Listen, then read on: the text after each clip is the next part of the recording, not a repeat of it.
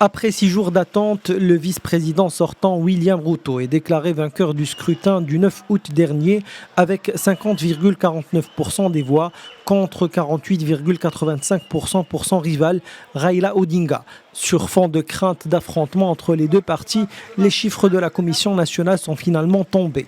Celui qui enfant arpentait pieds nus les rues de sa ville natale pour vendre des poulets est aujourd'hui à la tête de l'État.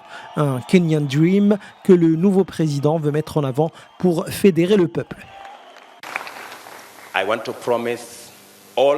J'aimerais dire aux Kenyans que, quel que soit pour qui ils ont voté, le gouvernement sera le leur. Plusieurs personnes qui ont fait plein de choses pour empêcher mon élection ont peur pour leur futur. À ces gens-là, je leur dis, n'ayez pas peur. Il n'y a pas de vengeance dans mes intentions. Il n'y a pas de rancune. Nous allons tous regarder vers l'avant et mener tous, main dans la main, notre pays vers l'avant. Âgé de 55 ans, Ruto a fait de la lutte des classes du Kenya la pièce maîtresse de sa campagne pour devenir le 5e président du pays. Il a promis de récompenser les hustlers, c'est-à-dire les combatifs les plus démunis, tout en méprisant le reposé, les dynasties, les privilégiés kenyans.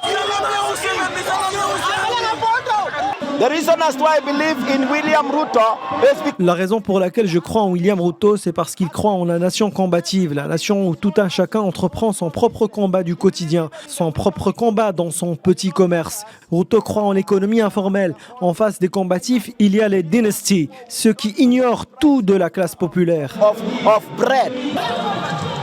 La victoire du candidat est toutefois loin de faire l'unanimité. Des manifestations ont secoué plusieurs quartiers populaires de la capitale Nairobi et à Kisumu, bastion d'Odinga, la colère a pris la forme de barricades et de jets de pierre et des magasins ont été pillés. Selon les observateurs, les résultats des élections pourraient être contestés devant la Cour suprême.